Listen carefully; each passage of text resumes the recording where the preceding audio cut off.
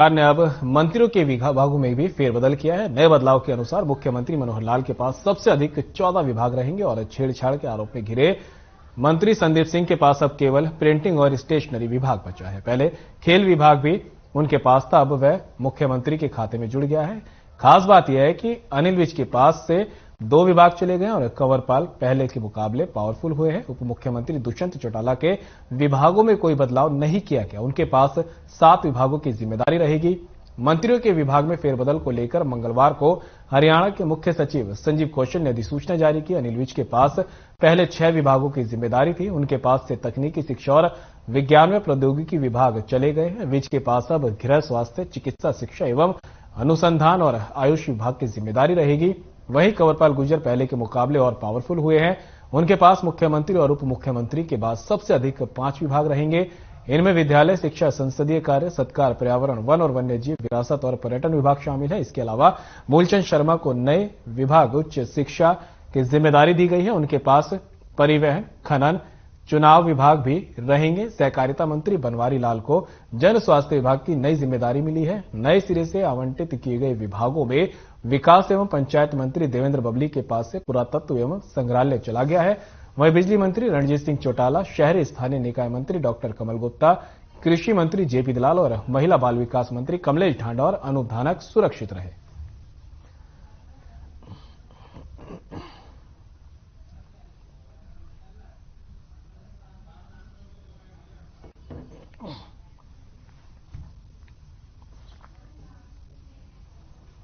गुरुग्राम के सेक्टर 66 की झुग्गियों में आग लग गई। आग लगने से यहां 50 झुग्गियां जलकर खाक हो गई। सूचना मिलते ही दमकल की 8 गाड़ियां मौके पर पहुंची और आग पर मशक्कत के बाद काबू पाया गया। करीब 2 घंटे की मशक्कत यहां पर हुई आग पर काबू पाने के लिए, और जिस स्थान पर आग लगी थी वहां करीब 300 झुग्गियां थी और आग के कारण करीब 50 झुग्गियां जलकर खाक हो गई। दमकल विभाग के अधिकारियों की माने तो यहां अवैध रूप से बसी झुग्गियों को कुछ लोगों ने किराए पर दिया था। चोरी की बिजली से इन झुग्गियों में बिजली कनेक्शन दिए गए थे। कई दिनों से ठंड अधिक होने के कारण ये लोग इन झुग्गियों में हीटर जला रहे थे। प्रारंभिक जांच के दौरान सामने आया कि हीटर में शॉर्ट सर्किट की वजह से आग लग गई। गनीमत यह थी कि जिस वक्त आग लगी उस वक्त पास ही एक इलेक्ट्रीशियन भी मौजूद था, जिसने इन झुग्गियों की बिजली काट दी। लेकिन आग थमने की बजाय तेजी से बढ़ गई और इन झुग्गियों में अफरा तफरी का माहौल हो गया।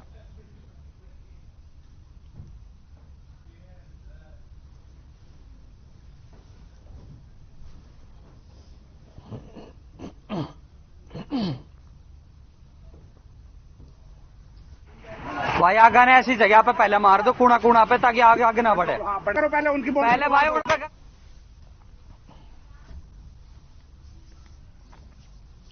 फरीदाबाद के बल्लभगढ़ के सेक्टर 3 पुलिस चौकी इंचार्ज ने नशा न करने के प्रति लोगों को जागरूक किया। चौकी इंचार्ज ने युवाओं से मिलकर बातचीत की। उन्होंने बताया कि किसी भी तरह का नशा न करें। साथ ही चौकी इंचार्ज सीमा शर्मा ने बताया कि पुलिस की तरफ से यह अभियान सोसाइटी और पार्कों में जाकर लोगों को जागरूक किया जा रहा है। उन्होंने कहा कि जहां पर युवा बीड़ी, सिगरेट या बेवजह बैठे रहते हैं वहां पर जाकर उन्हें समझाया जाता है और उस जगह पर दिन में 3 से 4 बार पुलिस की गश्त भी करवाई जाती है।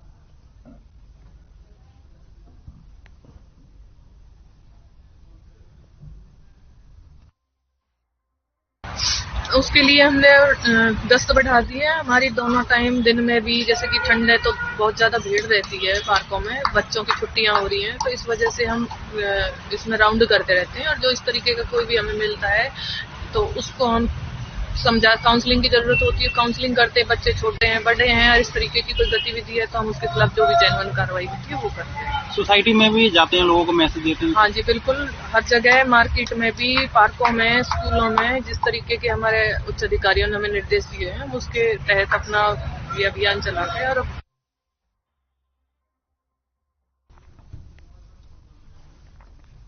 केंद्रीय मंत्री राव इंद्रजीत सिंह गुरुग्राम दौरे पर रहे। इस दौरान उन्होंने भूजल दोहन पर गहरी चिंता जताई। साथ ही कहा कि अगर गुरुग्राम में भूजल दोहन नहीं रुका तो हो सकता है कि जोशीमठ जैसे हालात हो जाए। प्रदेश के 22 जिलों में से 19 जिले डार्क जोन में शामिल हैं, जिसमें गुरुग्राम पहले नंबर पर है। बता दें, जीएमडीए कार्यालय सेक्टर 44 में अधिकारियों की बैठक में नजफगढ़ झील और सरकारी अस्पताल समेत कई कार्यों पर चर्चा की गई।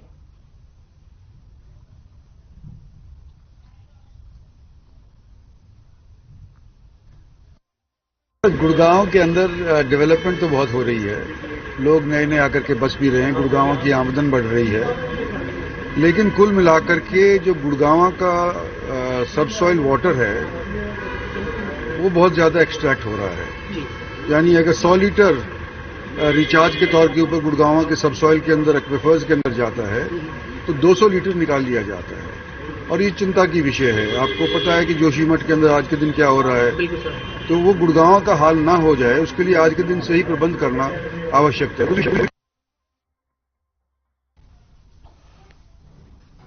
फरीदाबाद के सेक्टर 3 बल्लभगढ़ इलाके में कड़ाके की सर्दी में पीने का पानी और सीवर के ओवरफ्लो की समस्या झेल रहे लोग पैदल आक्रोश प्रदर्शन कर नगर निगम कार्यालय पहुंचे और जोरदार प्रदर्शन किया। स्थानीय लोग अपनी समस्याओं को लेकर अधिकारियों को ज्ञापन सौंपने पहुंचे, लेकिन ज्ञापन लेने वाले अधिकारी नदारद मिले, जिसके चलते प्रदर्शनकारी बिना ज्ञापन दिए ही वापस लौट गए। लेकिन स्थानीय लोगों ने चेतावनी दी कि वे मुख्यमंत्री की ओर से ली जा रही ग्रीवेंस कमेटी की मीटिंग में समस्या को रखेंगे और फिर भी समस्या का समाधान नहीं हुआ तो वे अनिश्चितकालीन धरने पर बैठेंगे।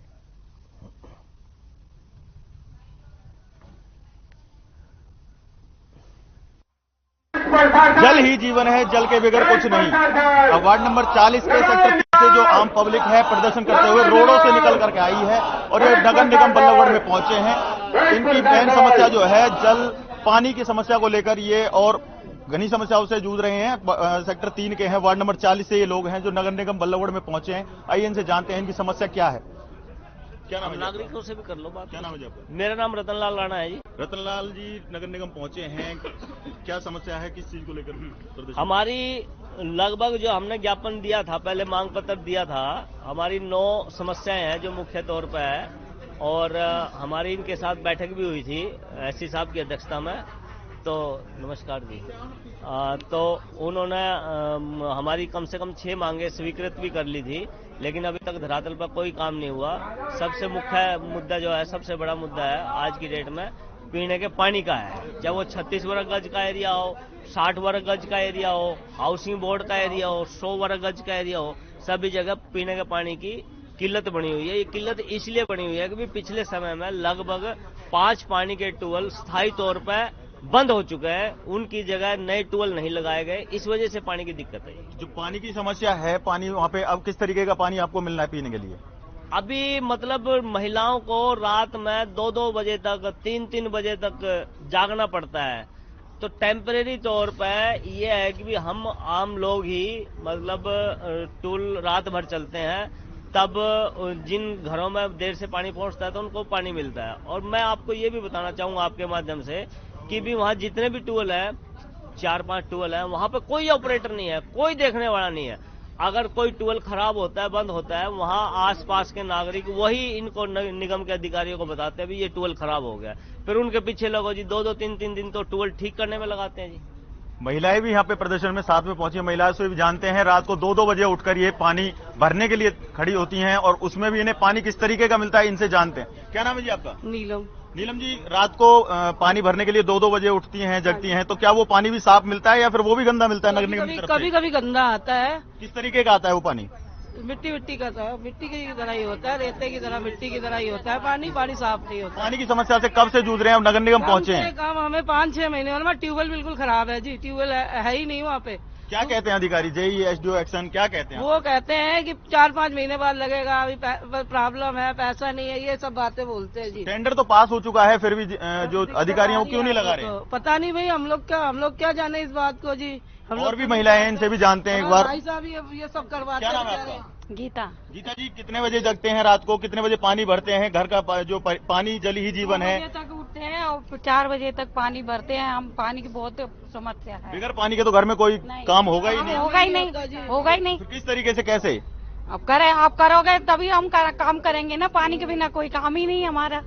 हमारी बहुत लंबे समय से मांग है जी। सबसे पहली मांग तो यह है कि पूरे सेक्टर 3 में पीने के पानी की किल्लत बनी हुई है और कुछ जगहों पर ऐसा है कि भी जो पीने का पानी है वो अडानी, अंबानी और एयरटेल द्वारा जो ड्रिलिंग चल रही है, पानी की लाइन तोड़ दी गई है, वो पानी सीवरेज में वेस्ट जा रहा है। मतलब पानी सीवरेज में वेस्ट जा रहा है, लोगों को पीने का पानी नहीं मिल रहा है। अब मैंने स्वयं उसकी वीडियो बनाकर गटर से इनको भेजी हुई है अधिकारियों को, आज तक उस पर कोई सुनवाई नहीं है, कोई कुछ नहीं हुआ।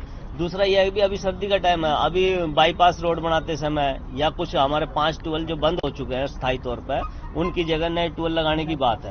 सेक्टर 3 में 36 वर्ग गज एक बहुत बड़ा इलाका है, उसमें पीने का पानी नहीं है और बूस्टर से उसको जोड़ना है।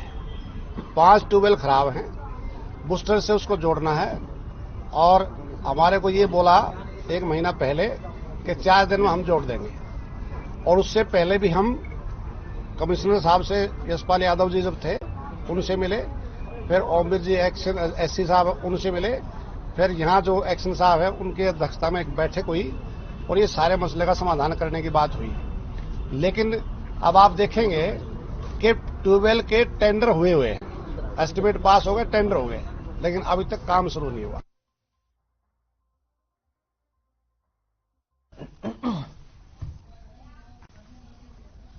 हरियाणा ऑर्बिटल रेल कॉरिडोर के लिए अधिग्रहित जमीन का मुआवजा बढ़ाने के लिए शुरू हुए भूमि और जल युद्ध किसान आंदोलन का आज छठा दिन है। किसान भारी संख्या में कुंडली मानेसर पलवल एक्सप्रेस वे के मांडोठी टोल प्लाजा पर इकट्ठा हुए। वहीं सरकार के सामने अपनी मांगे रखी। किसानों ने हरियाणा ऑर्बिटल रेल कॉरिडोर के लिए अधिग्रहित की गई जमीन का मुआवजा बढ़ाने की मांग की है। इतना ही नहीं, किसानों ने सरकार से 108 हिंदी भाषी गांव हरियाणा में सम्मिलित किए जाने और एसवाईएल हरियाणा के हिस्से का पानी भी जल्द देने की मांग की है। किसानों का कहना है कि जब तक उनकी सभी मांगे पूरी नहीं हो जाती तब तक ये आंदोलन इसी तरह से जारी रहेगा। सरकार को झुकाने के लिए चाहे उन्हें केएमपी एक्सप्रेसवे जाम करना पड़े, रेल रोकनी पड़े या फिर एयरपोर्ट जाम करना पड़े, किसान बिल्कुल पीछे नहीं हटेंगे। उनका कहना है कि किसी भी कीमत पर किसान अपना हक लेकर रहेंगे। आपको बता दें कि किसान केएमपी एक्सप्रेसवे के साथ साथ बनने वाले हरियाणा ऑर्बिटल रेल कॉरिडोर के लिए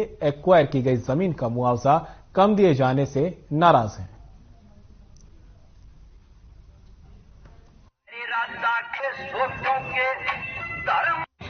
सर, हमारा धरना 5वें दिन आज प्रवेश कर चुका है और इस सर्दी के अंदर जो हमारे किसान भाई की जमीनें जा रही हैं, 17 गांव के लोग प्लस अपने सोनीपत साइड के लोग काफ़ी भारी मात्रा में डेली यहाँ पर ठंड के अंदर आते हैं, ताकि जो हमारी पुश्तैनी जमीन जिसके दौरान हमारा परिवार आज तक पलता रहा, काल के समय भी लोगों ने इसी से अपना गुजर बसर किया और अंग्रेजों के टाइम के जो ये जमीन अंग्रेजों ने भी रहन कर ली थी, लेकिन हमारे लोगों ने मिलजुल करके उनसे भी रहन को छुड़ाया। जो अंग्रेजों ने पहले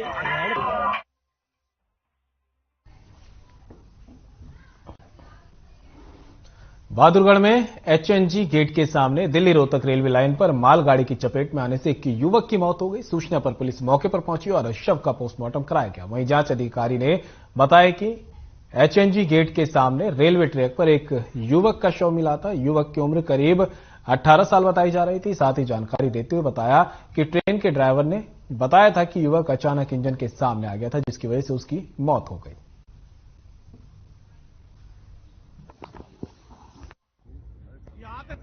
अपना एचएनजी गेट के सामने अपना रेलवे ट्रैक पर एक डेड बॉडी मिली थी। लड़का है करीब 18 साल का। तो डेड बॉडी को हमने उठवा के ना जीएच में शनाख्त के लिए रखवा दिया था। आज जो है उसके पिताजी ने आके ना उसकी शनाख्त करी है। विनोद कुमार सनोज चंद्र भार निवासी, मकान नंबर है 228/7, शास्त्री नगर लाइन पर बहादुरगढ़ जी। और लड़का ही है तकरीबन 18 साल का। इसकी रेलवे ट्रैक पे जो ना जो ड्राइवर ने बताया है, ये इंजन के सामने आ गया। और फिलहाल वक्त तो चला एक छोटे से ब्रेक का, कहीं मत जाइएगा, जल्द होंगे हाजिर।